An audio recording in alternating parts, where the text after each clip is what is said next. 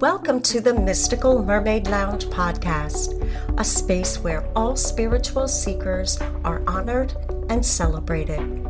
This podcast was born from the journeys of your hosts, who have each faced her own dark night of the soul, but they've emerged with an unshakable belief in divine connection, cosmic inspiration, and her true life's calling. Join us on a journey of personal growth, transformation, and magical self-discovery. Your first co-host is Chloe Brown, a gifted intuitive empath and shadow work life coach. Your second co-host is Chione Star, an intuitive energy worker and acclaimed past life regressionist. The Mystical Mermaid Lounge podcast starts now.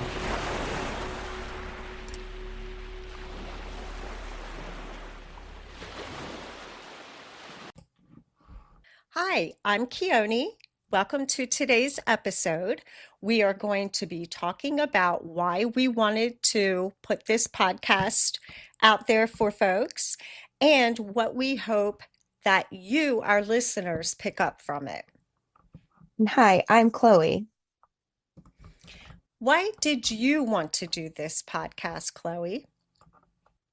I felt like this podcast was important for us to bring to the listeners, really just to help create a safe space for everybody. I agree. I went through a couple of dark nights of the soul in which I really questioned, the old existential question, why am I here? Do I have anything to offer? And through that experience, I also had a spiritual awakening that really emphasized all of those questions that I had been asking and then put me on a path of spiritual search where I basically delved into, teased apart, read and watched everything I could possibly get my hands on related to spirituality, to the different genres of religion, and to every mystical thought process, I think, known to man. Mm-hmm. And really, during that process, it dawned on me that I might not be the only one. When you and I met and we started talking about our parallel paths, I thought that you would be the perfect person to host this podcast with because your thinking was similar enough to mine, but also different, that I think our different ideologies, questions, and personalities would jive and give others who are also seeking something to sink their teeth into. I'm speaking about my spiritual awakening. I was at Bram Stoker's Dracula movie, and while the vampire was sensing animals around him and hearing people's heartbeats as if it was super loud, as if it was his own heart beating, being able to smell fear or someone's blood, or sensing that there were bats flying through the air. And then as he was about to shapeshift into a bat, for whatever reason, maybe realize that his senses and his recognition that we're all part of one big pulsating organism was really the foundation of what makes us whole. My heartbeat ends up syncing up with your heartbeat. My breath, your breath end up in training. Our energies intertwine. And so it dawned on me, and it takes some people years and years sitting under a Bodhi tree begging for food to come to this when all they needed to do was watch a Dracula movie. But I came to the sense of oneness and wholeness that not just we have with each other, but with the earth, with the gifts that the earth provides, essentially the flora, the fauna.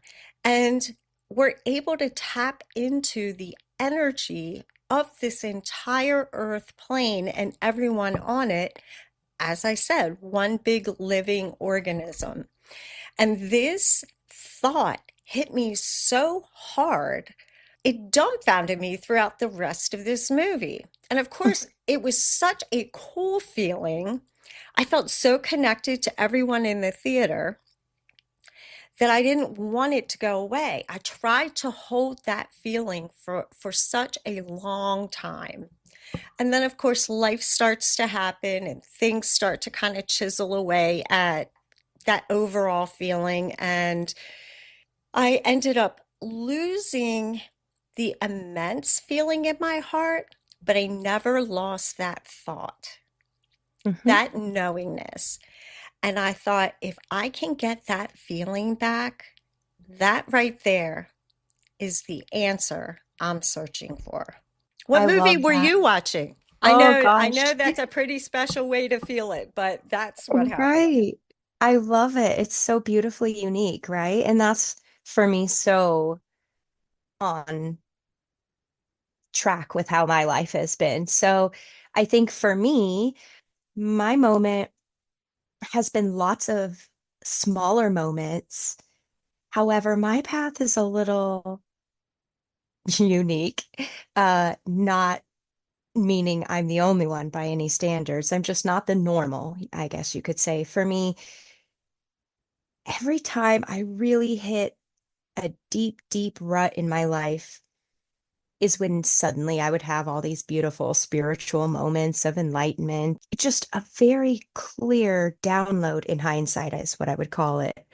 Sometimes it was, you know, somebody who's passed on and told me things that I needed to hear. And sometimes it was twice, it was a guardian angel who saved my life. And having gone through those experiences, I certainly feel like I felt that giant rush that you're talking about. And I really, really wanted to hold on to that. And through life, life happened, just like you said. And also being a veteran, I think there's a lot of things that I kind of get boxed into when it comes into labels, either in society or within my own mind. And I think those two elements is what, for me, really sparked this. I really wanted to provide a safe space for anybody and everybody who has felt marginalized in any capacity.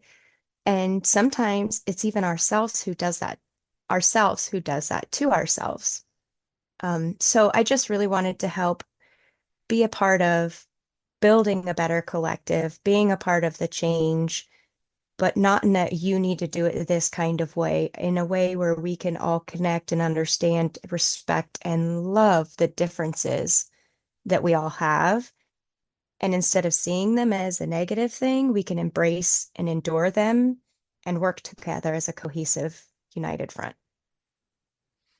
I just love that anyone, regardless of their religious background, their spiritual theology, whatever dogma they may or may not have bought into, doesn't matter to us.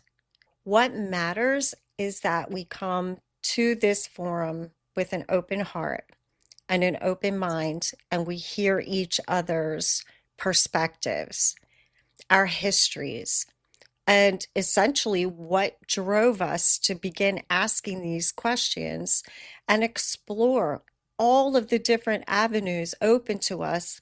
And I'm sure as many avenues as I have plowed through, sometimes slowly, sometimes like a bull in a china shop.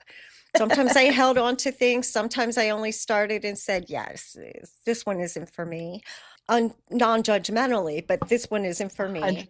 I realize there's so much more out there. And Yes. the one thing I will say, and knowing you, Chloe, I'm sure you feel the same way, is that every single avenue that I looked at I took something very important away.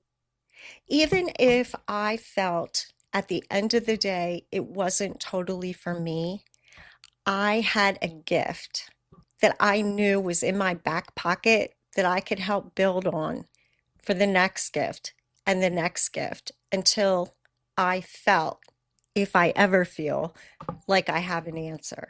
I love that. And I think the word gift is perfect because I believe what you're referencing is the gift of awareness and the gift of compassion unconditionally that, hey, this might not be my niche, but I love and admire and respect and adore that it's yours. Perhaps you can show me another way, or there's just is the gift, the takeaway. For sure.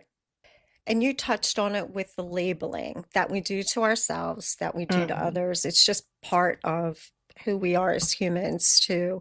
We all need to know a breed of dog we have. Chihuahua and Poodle and Bernese Mountain Dog. We need to know what that thing is called. So part of that, I think, is figuring out what we are and what resonates with us. But I really don't believe, especially after all this exploration, that spirituality, religion, witchcraft, and I could go on and on, are the same things. To me, spirituality is my spiritual connection to spirit as a whole.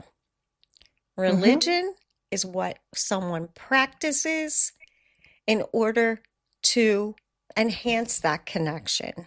Witchcraft, manifestation, all of these different modalities that use tools, whether it's in our mind or something that we raise with our hands, are just that, tools that we use to support us on those paths.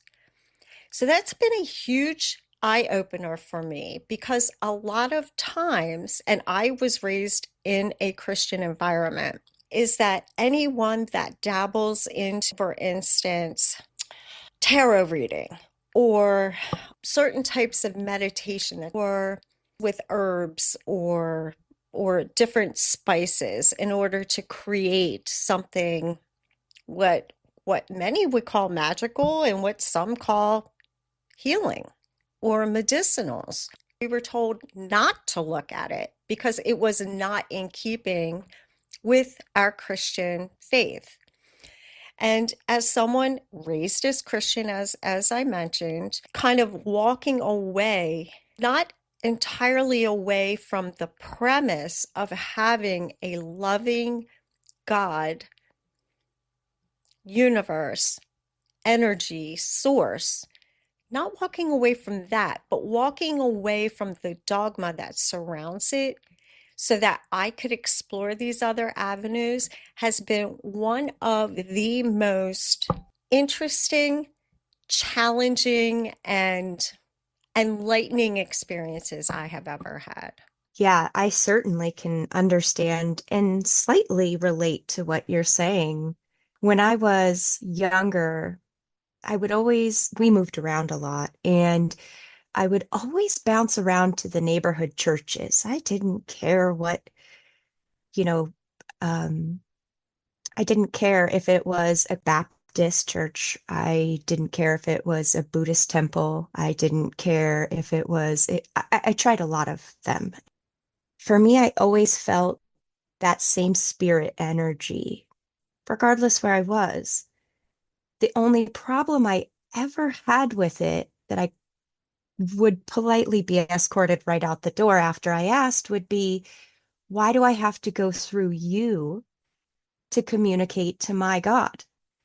And soon we would move. And when I joined the military, I had the beautiful opportunity to do the same thing again. This time I'm 18 years old. I put a lot more intention into it and I put a lot more thought into it. It was the same spirit energy, regardless of where I went. 2020, right before COVID happened, I met this woman in a crystal shop who recognized me, but I can't remember what she called me name-wise, but it was a name that resonated and connected when I heard it, but also puzzled me because I didn't exactly know where it came from. Anyway, she ended up telling me about a past life, several past lives we had together, and I did vaguely remember one of them, even though I didn't know that I believed in a past life at the time. So this really got me thinking, and then COVID hit. So 2021, I found this podcast, and I didn't even know what a podcast was. I was hooked. And in this podcast, which was the Magic Kitchen podcast, they speak regularly about what resonates, keep it, and what doesn't, let it flow right on out. But they also encouraged me to do some more research and some more education and really connect with like-minded individuals. And so through all of these different experiences, I felt the same spirit of, or the same energy of spirit. And so then I did a deep, deep dive into different, let's say, holidays. I would start with one specific thing. What does this religion call it? What does this religion practice or do when they're doing that? And then I would swap to another religion and then another religion. And suddenly I found myself almost scared of labels. For me, it almost felt like these labels are what's dividing us because we're all saying the same things. It all built up to how can I help be a part of the change, but also be my authentic self without pushing my truth on a single other person. And during all of that, I just kept trying to figure out what does happiness look like for me? And I think for me, it looks like helping others and creating that safe space. Not so big on the vulnerability of a podcast, but I'm really, really huge on the opportunity to help everybody out there, directly or indirectly. If you had run into people like us, instead of being escorted out the door when you ask questions, wouldn't that journey have looked completely different? Absolutely. Yes, very And much. I think you and I are saying something so similar because we both looked in places that believed their answer was correct, the only answer. Absolutely. It's really interesting that you said you felt the same energy no matter where you went, because that essentially says there is no one right answer. We approach it differently, but still get the same thing, or the answer is underlying all of these different approaches. You know, Absolutely. yeah, all I kept thinking, why would God or the universe, source, whatever you want to call it, goddess, want me to feel so bad and have such painful experiences if he or she or it is the thing that all of these different religions keep telling me he is? It just wasn't logical to me. And the other thing that you didn't say, which I think the absence of is super important, was that you didn't say you felt better or good when you went to these different denominations or different places. You said you felt the same energy. And that's different because a lot of Judeo-Christian religions, as I have found, is duality based. Go to church as an example. Go through the Mass if you're Catholic. You go through the sermon. You do all of the right things. You sing all of the right hymns. You listen to the homily. You pray. You stand. You sit. You throw a quarter in the basket. Whatever it is you're supposed to do. And that is supposed to make you feel like a good person, like you achieved something. And you know how fleeting that feeling is? Because by Sunday night football, it was gone. Exactly. As an adult now, I can look back and recognize that same feeling that I felt was community. And at the time, growing up in my childhood in the military, I needed that. I was fresh out of boot camp. I needed that community. I felt so isolated as a child, and that's where I got the community. And I did feel a sense of divine energy at each and every one of those. But I believe it was the energy that the individuals in that building collectively were able to build and brew themselves, right? Similarly to what we've heard people speak of that containers can do or workshops can create. Because when you gather a group of individuals with like intentions and similar morals and values, I mean, to me, that's really all that's important, right? Because if my intentions and my morals and values are to do good things and to support and love everybody as long as it does no harm onto others, first and foremost, myself, don't feel there's anything wrong with that. And I'm just going to say it. I'm done with the patriarchy telling me that I have to talk to a man to tell me that my God wants me to do something. And I'm done with it. I'm not doing it anymore. I had that similar feeling, although I will say for about 10 years, I did find myself sidestepping lightning strikes, thinking this was it, I'm going to get struck down, but I can't do the duality anymore. I can't believe, if we're just talking logic, right? Outside of people having pain and loss, that's life. I get it. And the fact that God created this or that was what was meant to happen, outside of that, not jiving with me, seeming extremely illogical. I could not figure out why, in a less presumably civilized or evolved country where people were not a Judeo Christian faith, they were living peacefully. They were living tribal. They were living community. They were worshiping perhaps the earth, perhaps many gods, perhaps no God. And I kept thinking, they're for each other. They're not seeking to bomb anyone. They're not seeking to take over anyone's country. They're not doing anything outside of living what seemed to me peacefully within their community and peaceably within our global community.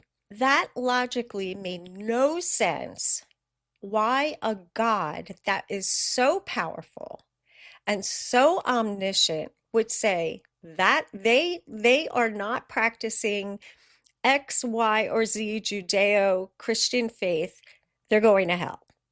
It didn't make sense to me. I just could not make my brain wrap itself around that concept when to me they were living a lot more quality, and if we look at duality, good and bad, good lives, than a lot of us are who call ourselves Christians. The other thing I couldn't understand is if you sin, there's big problems. And yet, the premise that we were all flawed because we're human and therefore are going to sin seemed like a setup for failure that, again, seems super illogical to me. And you know what, Chloe? You just said it about patriarchy. And this is not a man hating show by a stretch. This is an honest discussion, and that seemed to me like a very monarchical position. You're my subject. I know you're not as smart as me. I'm put here, I was divined by God. This is my family bloodline.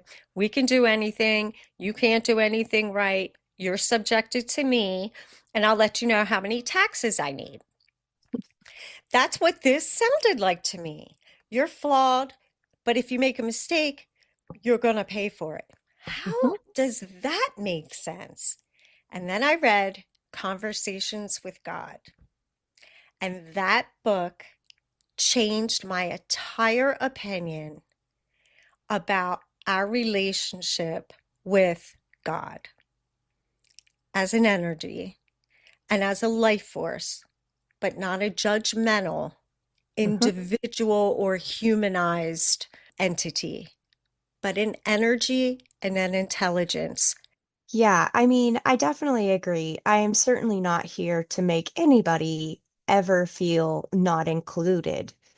I just have had far too many experiences in my personal life where I've always been told who I should be, why I should be, what I should do, how I should do it. And what's going to happen to you if you don't? Exactly. But what I'm no longer willing to do any longer is subscribe to the stories and the reasonings that I was provided up into this moment of my life. And rewriting those in the last 4 or 5 years has been a beautiful thing. Now I can honestly just stir my coffee in the morning and feel the positive energy coming from it, but also that I'm going to have for the rest of the day. And if it goes away for a minute, I have found tools in my little kit to help bring back the Chloe that I really want to bring forward in that moment versus the old Chloe, and the freedom and opportunity to be those things. I'm just done being told who to be, and exploring that has been terrifying, but glorious and beautiful. And now I can honestly just watch the rain and sometimes come to tears with how beautiful it can be, or the birds splashing in it, or it's a different way of life. And I want to provide that to people who don't necessarily have that yet. Right. You didn't want to be told what to think, what to do, what to wear, what to eat, how to cook, how to do this, how to do that. Because, as I mentioned, what happens if you're wrong? So that's a very consequential relationship based on rules that are outside of ourselves. Yet, if I'm accountable to myself, I find I actually hold myself to a higher standard than tithing 10% every week at a church. 100%. My standard for myself is treating others with respect, including myself, making decisions that are educated and logical and kind, not following in blind faith. If God exists as an omniscient, omnipotent entity, why would he, she want me to follow blindly versus holding myself accountable? Which one means more? Yeah, and I think me personally, I believe so deeply in the power of choice. I will choose what feels right within my body and my higher self. Interesting. So, in your spiritual search, the thing you've found is you.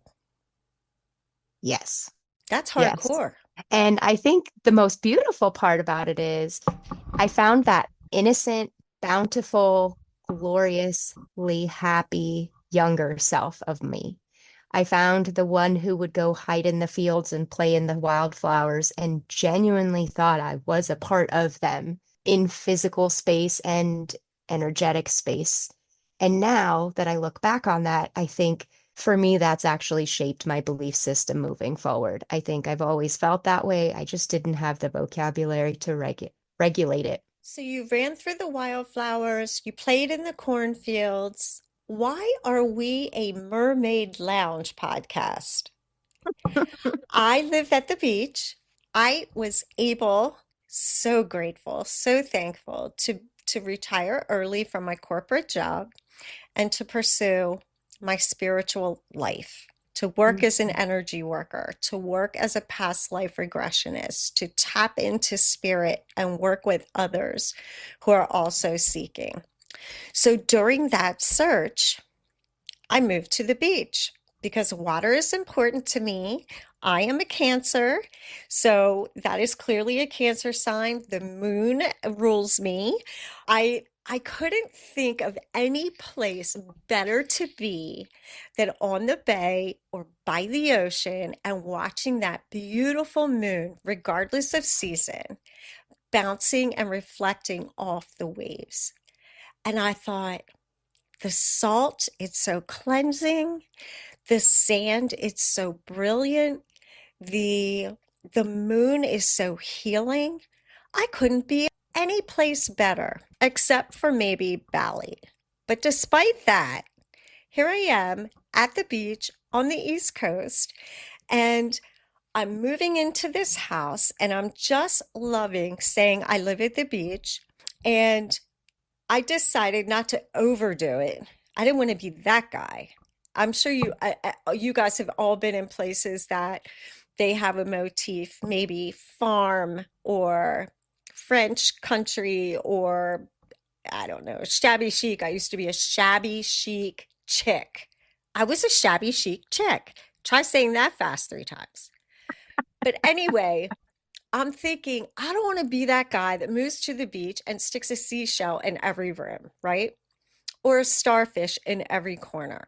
So, what I decided to do was honor the beach in one place, and that was on a balcony that happens to overlook a beautiful parking lot, but it also overlooks a marsh. So, you just have to look a few more feet. While I was doing a little decor and embracing my inner beach, I said, embracing my inner BEACH, I found a sign that was so cute, I just couldn't resist it. And it was called the Mermaid Lounge. And I thought, that would look perfect on my beachy balcony overlooking the parking lot and the marsh. And so I got that and some other mermaid related motif and decorated. And I'm looking at the decorations as I put them up along my balcony. And I said, Mermaid Lounge, that sounds like the perfect place to visit, kick back, lay your fins down for a little while, have a few drinks. Or wouldn't that be a cool podcast? Then I met you.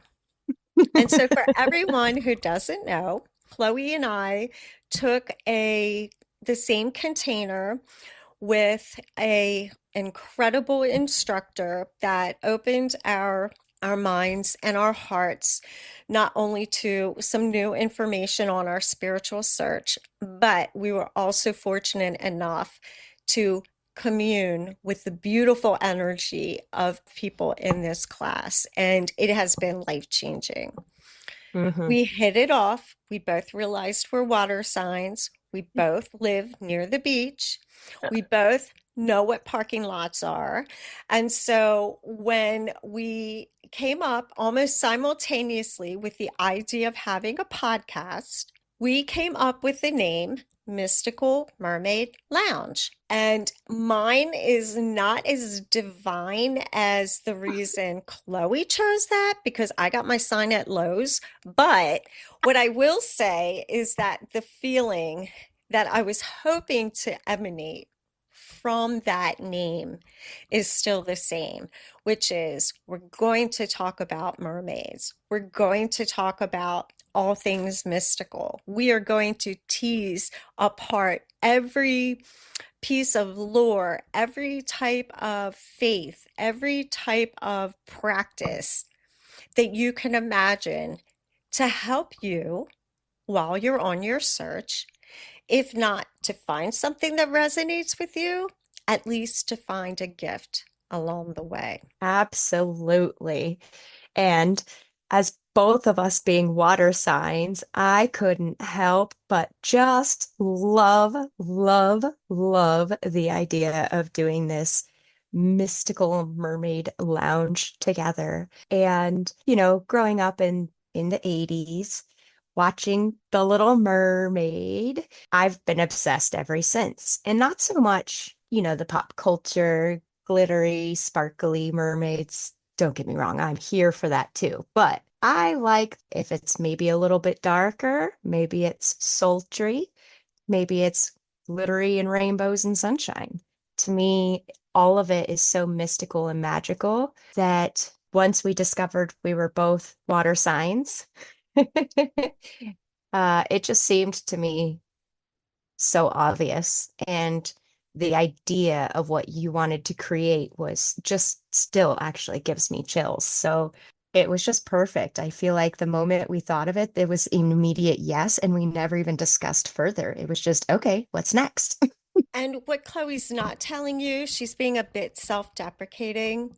While I had wanted to do a podcast to assist others, other spiritual seekers, and to also bring awareness to some of the things that I had come up with by treating clients and being in their energy and just seeing these miraculous past life regressions, these miraculous energetic, auric, etheric changes that happen when our energies entrain or we're around someone with beautiful intention. Well, that does sound like a very high goal to achieve. Chloe also wanted, not only was she on board with that, but she also wanted this to be an empowering format for everyone to jump into their own authentic selves. And how did you see that happening with this information? Yes, you're right. That was is so incredibly important to me. I came to that through all of the restructuring and designing that I was doing internally. Throughout my life, I've had somebody read my palm and a couple of tarot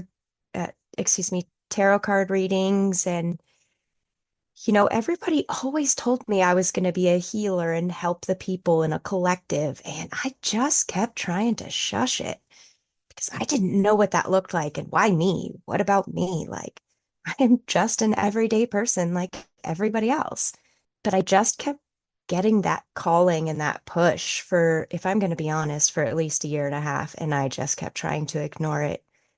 So when you briefly mentioned it, my brain just went ecstatic and did cartwheels and was like, oh my gosh, this is what I've been waiting for. This is the moment. And it wasn't about anything else other than creating that space and supporting and uplifting and empowering.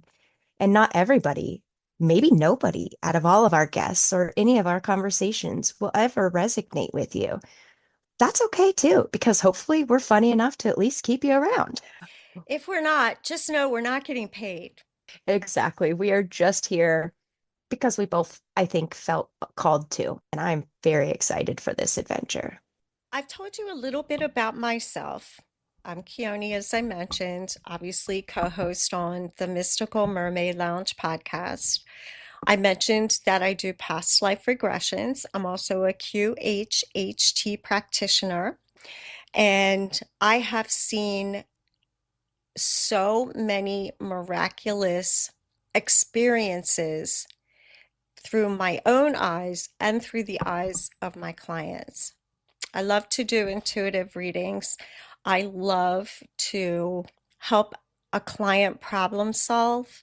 I love to just get several minds together who are just bouncing off of each other, talking, sometimes deep, sometimes silly, usually around spirit or energy, and seeing what we come up with. That's where I come from. But Chloe has a very interesting history. Not only does she have mediumship and psychic abilities, but she's also a life coach that specializes in shadow work. Tell us about that, Chloe. What is shadow work for those who may not know what it is, and why you think that's an important service to offer?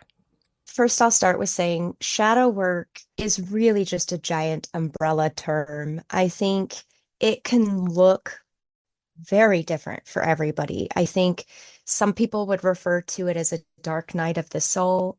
Some people would refer to it as a void.